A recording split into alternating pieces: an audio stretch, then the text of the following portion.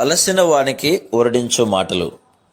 సహోదరుడు భక్తి సింగ్ గారి పరిచర్య నుండి సేకరించిన అనుదిన ధ్యానములు. మే 28.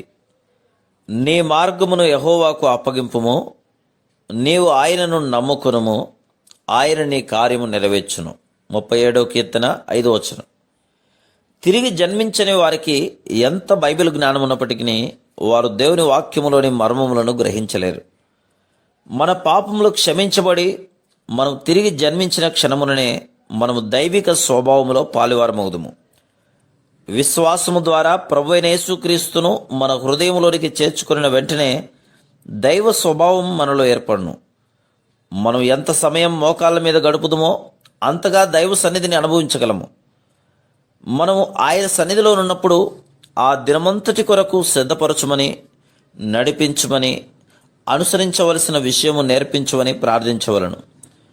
మన మార్గములను ప్రభువుకు అప్పగించుకొని ఆత్మీయంగానైనను భౌతికంగానైనను అక్కరలోనున్న వారి అక్కర తీర్చబడినట్లు వారి యొద్దకు మనల్ని నడిపించమని అడగవలను.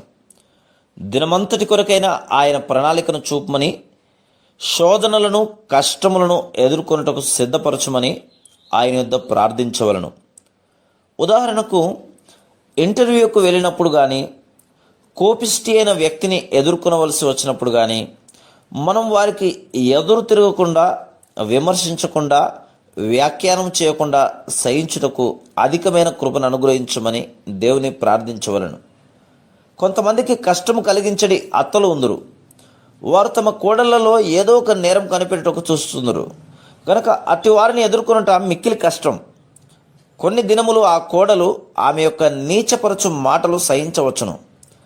ఆ తర్వాత అత్తగారి ఒక మాటకు ఆమె 7 మాటలు జవాబిచ్చుటకు ఆరంభించును.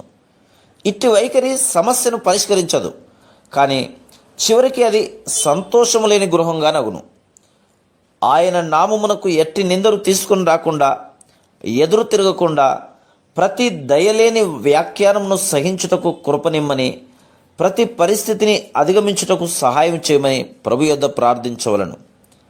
అదేవిధంగా ఆఫీసులో కానీ ఇతర స్థలములలో కానీ ఏ పరిస్థితిని ఎదుర్కొనినను ఆయన కృపను కోరుకునవలను.